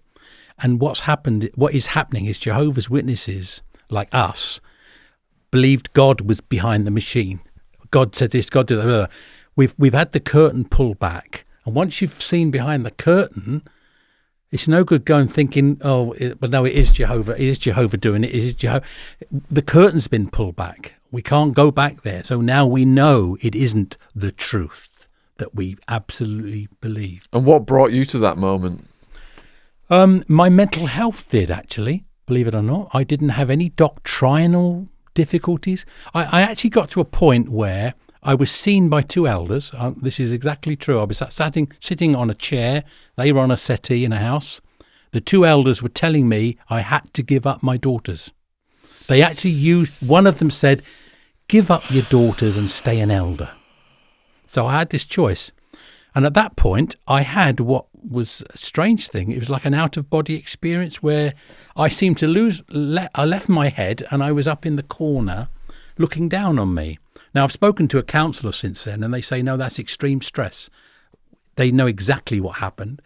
So I was looking down on the three of us, and I suddenly came to and thought, this is crazy. I'm not doing this anymore.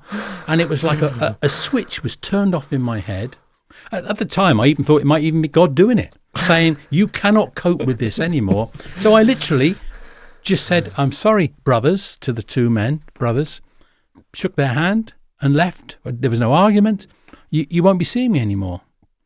It was just, I knew my mental health had reached a point where if I carried on, I'd probably be in an institution. Fortunately, it didn't get there. It didn't get to that point. And I remember leaving the front door, shutting the front door, and jumping and punching the air. And I felt, this is absolutely true, I felt a physical release of like pressure going. And it was an elation that I had not felt in years and years and years.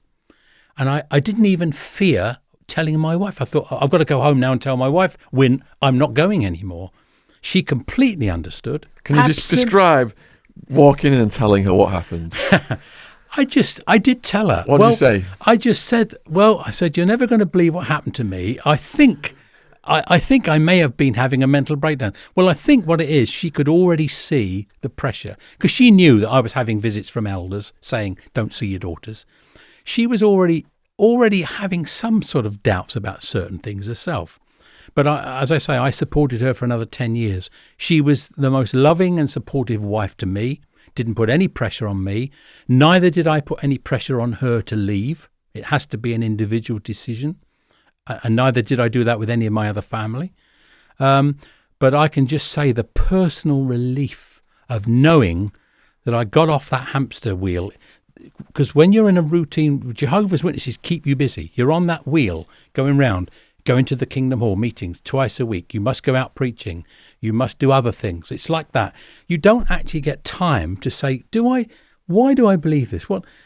And as soon as you can step off that wheel, You just get time to think. You can start investigating. You can start looking on the internet now about, well, why did they used to say this? Why do they now say this? How come that's changed if it's God's organisation? And you can start looking and doing research. And that is the internet that's brought a lot of people away from Jehovah's Witnesses. But the first thing that happens is they have to recognise there's something not right here. I don't know what it is, and that's what started me off. Something's not right. Are all your family members out now? They are all out. All the only out. people who are in is the abuser and his family. Heavily in.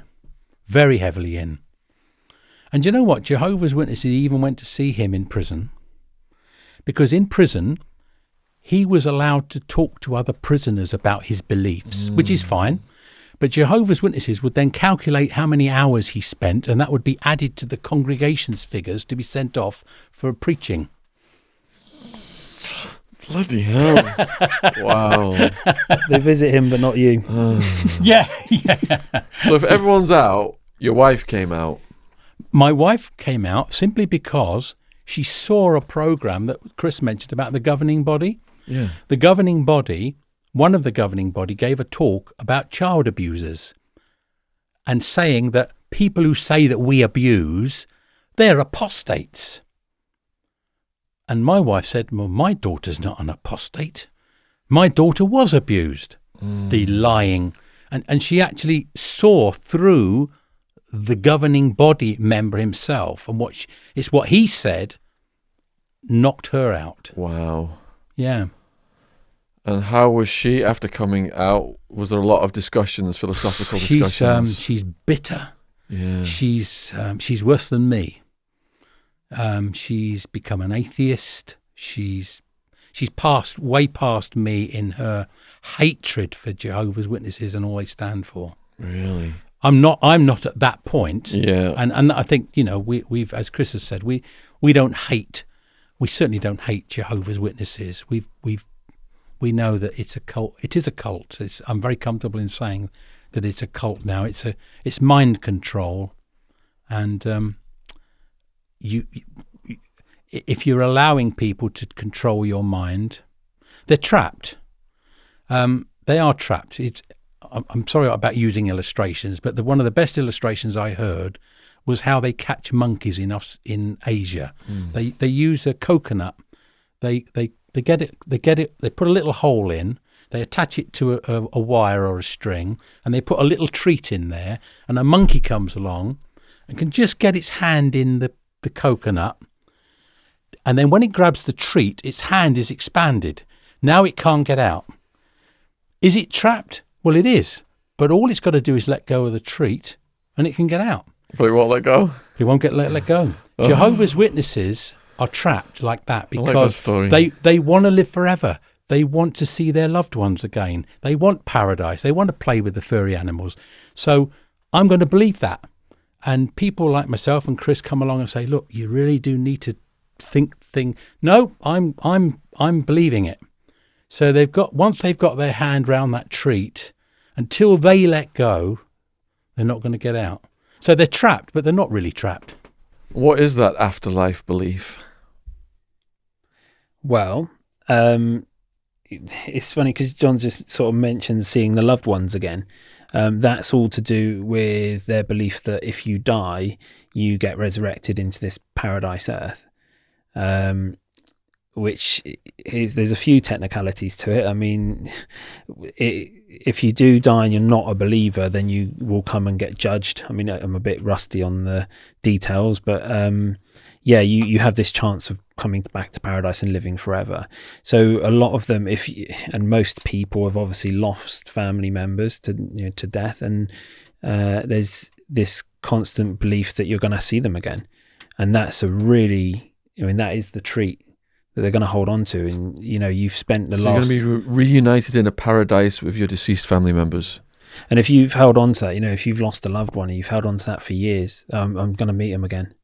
And then suddenly you get to this point where you're thinking, this organisation, it's not quite right. It's a hell of a thing to let go of, that belief. One thing when I did leave, and it really struck me that I'm not involved with this anymore. I can go and get on with my life. I thought of all the loved ones I'd lost and didn't mourn. I didn't mourn them because I was going to see them again. So it's like they've all just died again. So when you realised it was false, that was one of the big things that hit you, that you're not going to see your loved ones. Yeah. What other things hit you? Well, the other thing is all the loved ones that I hadn't lost, but I just hadn't socialised with because I was a Jehovah's Witness and they weren't. My grandparents, that hit me pretty hard. I was like, I've just, all my life, my grandparents have looked at me as this kid in this group who they can't send Christmas presents to, they can't send birthday presents to. I'm not allowed to really socialise with them all that much, but we just saw them occasionally, but they lived at the other end of the country. So how did all of those family members treat you when you came out? Well, one thing I did pretty soon after leaving was to move to be closer to my grandparents. Yeah. And that was great, and for the last few years of their life, I got to know them. And I'll always treasure that. Did they try and make up for lost time with the gifts? Well, my nan was pretty stubborn. She'd send us stuff anyway. Yeah. It's quite funny, actually, because one thing I'll always think fondly of my grandmother, she used to love sending us Halloween stuff.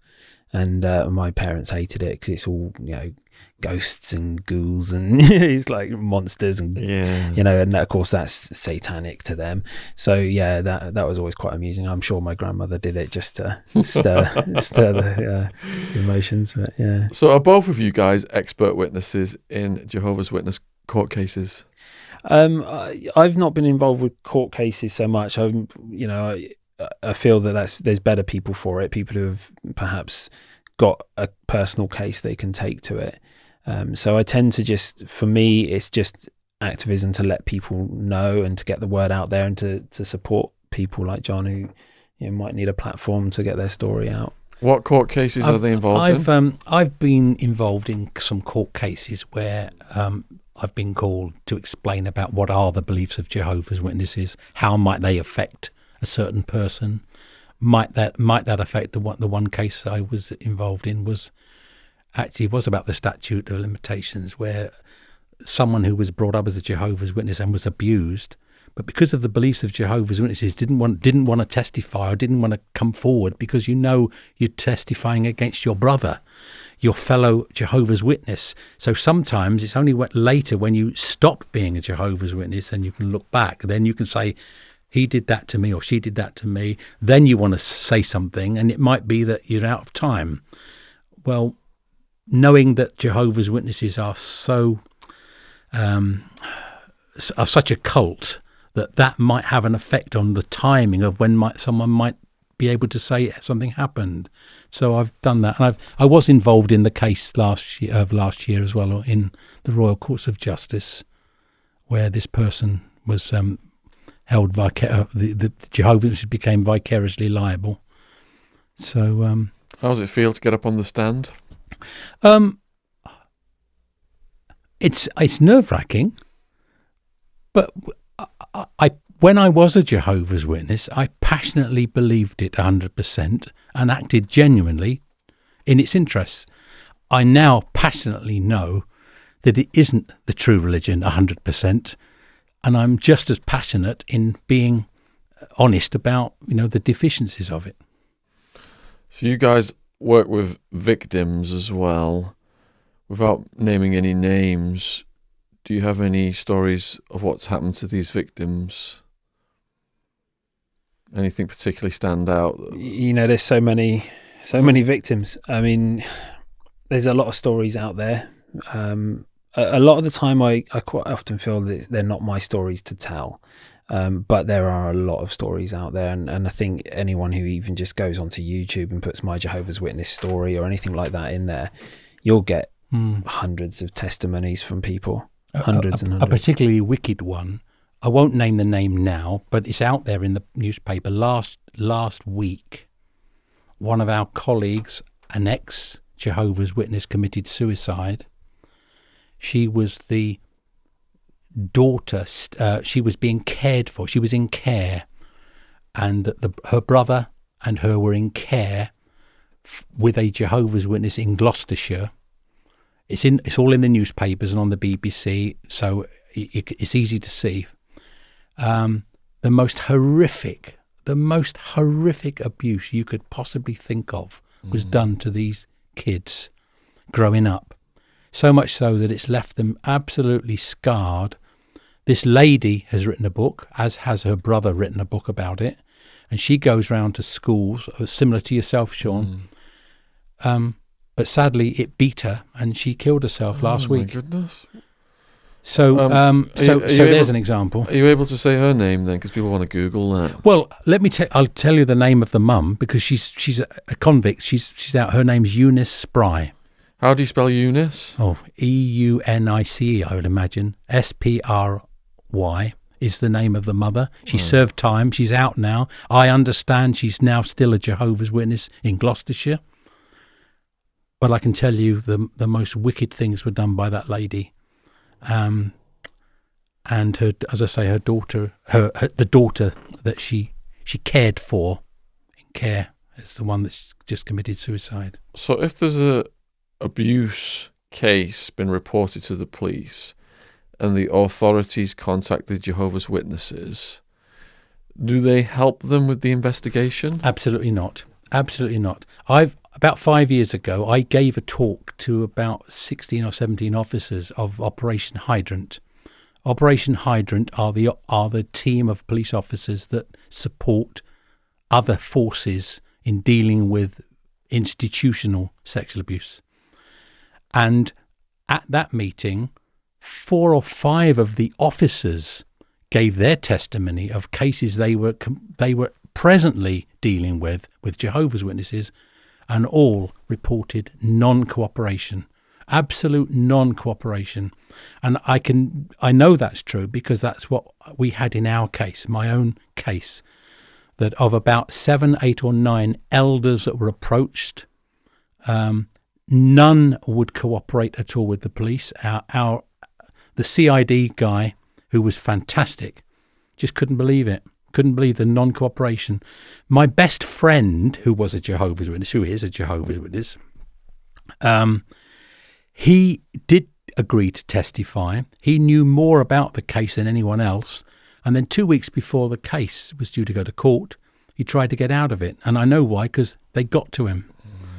How do they get to you? They get to you by saying, if you go up there, you're going to be struck off as an elder. If you do that, and this person was a very, very significant elder. And so he couldn't get out of it. So guess what? On the stand, he couldn't remember anything. Couldn't remember anything. We've seen a huge backlash against the Catholic Church. Sins of My Father is one of the documentaries, whereby they bring in these high-priced lawyers and they tell the victims, family members, this is all going to be handled and disciplined, and all they do is move him 30, 40 miles away, and if it does go to court, the lawyer comes in and gets him a little sentence, to the point now where I'm hearing stories of paedophiles joining the Catholic Church because they know they can have a huge career of having all these victims, and the church will come in and protect them with all of their resources. How much money does the Jehovah's Witness, the whole entity, have? Or is that a mystery? And do they do the same thing as the Catholic Church? They just bring in these high-priced lawyers? A lot of the time they use their own lawyers who are also Jehovah's Witnesses. So this is another funny thing. If you were, we were saying about further education. Yeah. If you took up a law degree with the intention of being a lawyer for Watchtower, that would be encouraged. So you're always going to find that in the court cases, and some are televised, there's certain cases that we've seen footage of, and a lot of their lawyers will basically just lie, but they'll use evasive language. So technically not a lie, but it's very evasive. They actually call it theocratic warfare. It's, in other words, you're lying for God. If God is under attack, i.e. God's organisation, then you may need to lie. They won't call it lying. It's theocratic warfare. But just going back to your question, 4 or 5 years ago, the Australian government set up a commission to look at specifically Jehovah's Witnesses. And over a 40 or 50 year period, they found on the books of Jehovah's Witnesses 1,006 paedophiles, Jehovah's Witnesses, of which none reported to the police. Over 2,000 victims. And in Australia right now, they've set up the redress scheme where all religions are being invited to say sorry and also come up with some money for the victims. Jehovah's Witnesses absolutely refuse to say sorry and to join the redress scheme. And I should just mention that only 2 or 3 weeks ago, we had in this country the ICSA panel, Independent Inquiry into Child Sexual Abuse, set up by our government. Jehovah's Witnesses were 2 days on the stand, didn't apologise, and just like the Church of England last night were castigated by the panel because of putting the reputation of the church before victims, at least the Church of England have apologised, and the Archbishop of York and the Archbishop of Canterbury have said, we're sorry, we're going to make sure this does not happen again. I doubt if you'll see in the new year when Jehovah's Witnesses report comes out, it'll be interesting to see what their reaction is. I had a friend who was molested by a Catholic priest, and he showed me the discovery for the legal case. And in this diocese, they had like house or more than one house on every street. The old people had been put into like Catholic care homes, and the church gets the house, or the old people were just giving them the homes kind of as a way of buying a place in heaven. That's how it was pitched to them. And then that money then goes to settle these lawsuits and pay for these lawyers, and all these people are making these donations. That money's going to protect paedophiles. Yeah, that happens a lot with the witnesses. So all of their work is donations. One thing that's quite a curious thing that we've been observing recently is that their property portfolio has started to have some strange shifts. They've been selling their kingdom halls all over the world, thousands and thousands of these buildings, and the money, or at least when I was in, I believed it was going to build new kingdom halls because there was a shortage. Well, there's not a shortage. They're building new ones, but whenever they build them, they're built in such a way they could be used as maybe a shop or a warehouse, different things. So when they sell it, it's got resale value. But there are other XJWs at the moment who have been trying to calculate the value of their property portfolio, and we are talking billions, yeah, billions and billions. And this led us to the other suspicion that, especially in Australia with the Australian Royal Commission, they're looking to try and calculate how much do we fine this organisation, and how much compensation should there be. And obviously being a charity, which is another thing I'd like to see them stripped of as well, their charity status. But they have started to shift the money around the world. So there would have been a donation from the Australian branch to the UK branch, and then another donation to the US headquarters. So that, there are activists that have traced all this money around, and it's all to make them appear poor where they're facing lawsuits. And it's a terrible thing. And there's been a lot of out of court settlements. There's some court cases in America with tens of millions of dollars that were paid out to victims. So this is costing them, and unfortunately those costs are passed on to the rank and file members by, they've donated to build their lovely kingdom halls, and those are now being sold, and they're joining with other congregations, so they have to travel further to their meetings.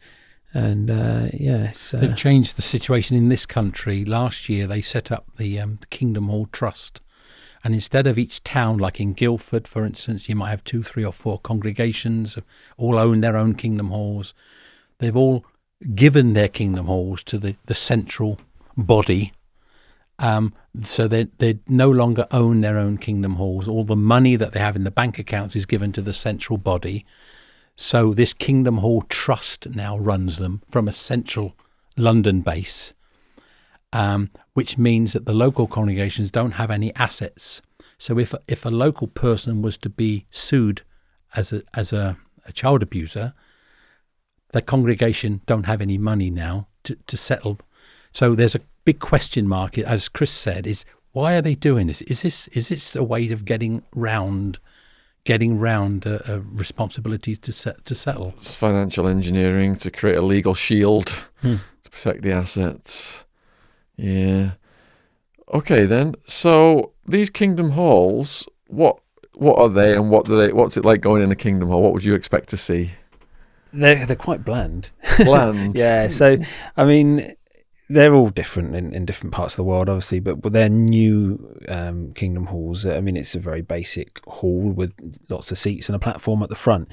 One funny characteristic that quite a lot of us remark on is the lack of windows. Lack of windows. Yeah. It's a funny thing. We've always, there's this ongoing joke in the community, really, that, you know, they don't have windows. And I don't know exactly what the logic of that is. Maybe it's so they can't be distracted looking out the window in the boring meetings. But they're very tidy buildings, very plain, very bland. But you know, versus the Catholic Church, then you've got this, you know, the stained glass windows and all of the art.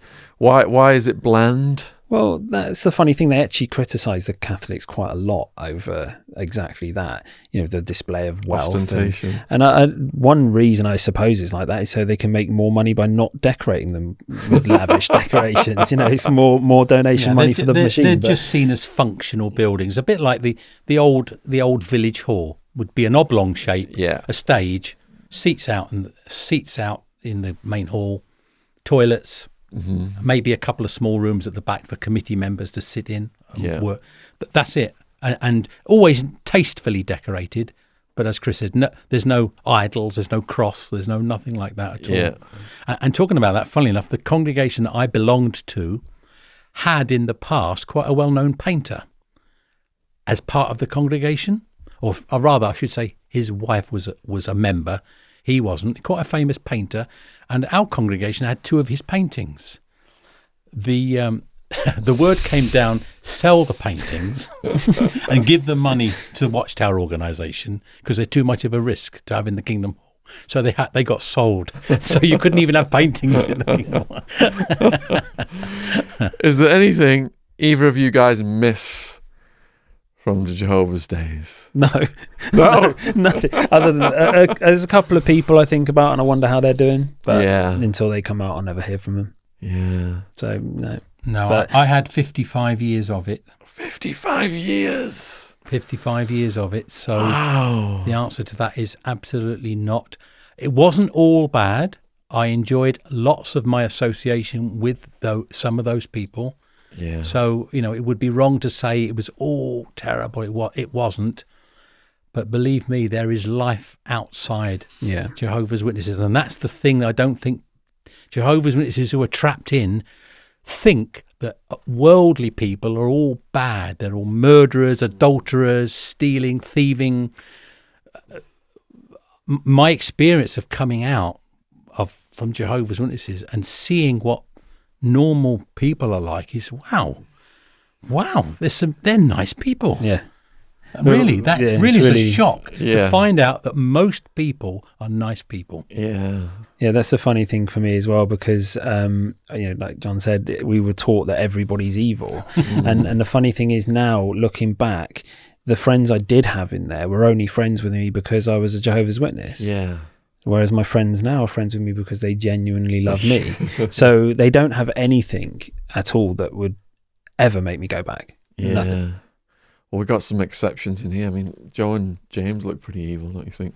Well, yeah, that's why they're sat over there. It's the headphones on the laptop. Hiding the horns. Yeah. And that's the thing. They've not got anything that would ever convince me to go back. Yeah. Absolutely not. So I'm sure that some people are going to watch this who are perhaps in and maybe questioning the beliefs, or some people may be on the precipice of coming out. What do you say to those people? Don't be frightened to investigate. The problem with Jehovah's Witnesses is you're told you can only read Jehovah's Witness literature. You're only going to get the truth by reading Jehovah's Witness literature. So anything that's like against Jehovah's Witnesses or just presenting an alternative view is Satan. It's Satan's organization going to attack you. And you do think that if you immediately go online to a site that would be classed apostate, you think God is going to strike you with lightning. That's the immediate thing. And then when you find he doesn't strike you with lightning, in actual fact, there's some interesting stuff there. And I didn't know that. I didn't know we used to believe that. I didn't know the governing body said this. And it's all true. So just do investigation. God will not strike you with lightning. You might discover something to your benefit. Has the internet, therefore, sabotaged their ability to contain you within this knowledge spectrum? Yeah, the internet's the worst thing that's ever happened to them. Is it? Totally. Because, I mean, so even the fact that we're here today, like what platform would we have previously had to tell people? Right. Yeah. So the other thing with their literature, like I said earlier, that, you know, they change the literature once it's all stored in their online library, you know, the information control is the key thing. So they can control the information until suddenly you go onto Google and put in Jehovah's Witnesses. And actually, I'll urge you to do it. Anyone, go and just put Jehovah's Witnesses and then hit the news tab. It's a remarkable thing. You'll see what they're about. And I haven't done that today, but I can pretty much assure you that high up in that list will be some child sexual abuse case. And people who are thinking of getting out, maybe people who have been abused and are stuck, people who are questioning their beliefs, they can contact you guys, can they? Yeah, sure. I mean, one thing, when you say people who have been abused, I'm going to say one thing. The first thing you need to do is go to get legal advice. Go to the police, because that's one thing that the witnesses are told not to do, or they're encouraged not to do. The police are the enemy. So the police work for Satan, blah, blah, blah. You know. So do you think that would be too intimidating? Perhaps reaching out to you guys would be an easier step for them. Yeah, if you reach out to us or any other, you know, ex-JWs anywhere, I'm sure you're going to find people who will walk you through the process. They've probably been through the process. You know, we're there for them. We love them. Yeah. I mean, this is why I was doing protests. I mean, when I say protests, a lot of people think, oh, you know, you're standing there shouting with banners. That's not what we were doing. What I was doing was I was looking for particularly young people, because I could relate to that. Young people who perhaps didn't want to be at these conventions, and it was always at their big meetings we would protest. I don't really like the term protest because it sounds quite confrontational, but it is much more you know, we'll stand there and we'll say, hey guys, we're here for you. You know, if you want to talk to us, here's how you contact us. So we're all about supporting people on their journey, and just being there for advice. I'm not going to tell people what to believe. No. I mean, personally, I'm an atheist. I don't believe John is. I'm a don't know at the moment with regard to that. I have to be honest. I was just going to say I'm very happy to put my email address down for people to contact me. What I won't do is debate religion with anyone. I don't want to try to convince you to leave. If you just would like to chat, I'm very happy to do so.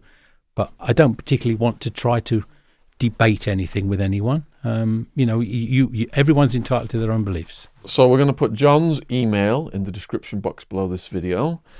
And do you have any links that you'd like to share with the audience, John? Can I have a think about that? Yep. So if there are links that we can put down, I'm sure there will be. Yep. I'm sure there will be. I'll make sure that you get them to put down. And what's your preferred method of contact? Email, social media, website? Email address. We can put my email address on there. As well. So if anyone, again, like John, I'm not here to debate with people about religion. It's just not a topic I'm particularly fond of. But yeah, for me, especially if you're a young person who just doesn't know. You know, I'm not going to convert you. I'm not going to tell you not to be a Jehovah's Witness. In fact, actually, I'll tell you a quick example of what happened at the last protest I did, actually, because it leads on to that. I had a young guy who'd come out, and he was really, you could tell he was uncomfortable with being at their convention. And he started talking to me, and I took him aside and I said, you know, you're going through a lot of things I went through, you know, it was a similar story. And in the end, he was actually really shocked when I told him that he needs to stay a Jehovah's Witness. He needs to go in and stay going to the meetings. And he was really shocked that I'd be saying this. But my reason is because he needed to do it for him. He needed to stay back in there, but just look at it slightly differently, be more critical with the way he thinks about it. We'll be there when he's ready. And that's always been my approach. You know, I know when I was in as a kid, even though I was kind of siding with coming out, I know the repercussions would be there. I knew that, you know, being kicked out of the home, all those kind of things are there. So I'm never going to tell you to stop being a Jehovah's Witness. I'm never going to tell you that. What I will say is that you can come out and you can get information from us, you can get support from us, and really that's what motivates me to do this podcast and to do things like this. It's really important work, and I commend you both. Is there anything else you'd like to say in conclusion? No, just thanks for giving us the platform. Thanks for giving us the opportunity to tell people that, you know, there is life after Jehovah's Witnesses. Yeah. well, we hope you have enjoyed this podcast. It's been absolutely fascinating for me. I have learned some new words today. Theocratic warfare, disfellowshipped, elders. Yeah, love to learn new stuff. So, and I really appreciate what John and Chris are doing. They're preventing further victims. They're preventing people from, they're helping people get out if they are, at a phase in their lives where they're thinking about these things and they don't know what could possibly happen next. By looking at the story, they can see there is life after this. And absolutely heartbreaking, to hear about your daughters. And I hope that your daughters can get, peace of mind after going through all this. It's really tragic. Yeah, well, we're still supporting them, and they support me. I don't think I've ever had such a fantastic relationship with my family. Yeah, and that's the big thing out there. That now I would say that the thing that I feel so sad about is that there are hundreds, thousands of ex-Jehovah's Witnesses that have not got a relationship with their family and will not have for the rest of their lives. And I hope things go okay with your parents as well, Chris. Thank you. Yeah. I'll give you a quick fist bump then. Cheers. Well, thanks for coming on. Thanks, Shaun. Please let us know what you have thought about today's video in the comments section. Like I said, in the description box are going to be the email addresses and any links they're going to send me. Huge thank you to all the new subscribers, and also thank you to people who donated so we can film these in the studio with our cameraman and sound engineer. All the links to our socials and donation links are in the description box below this video.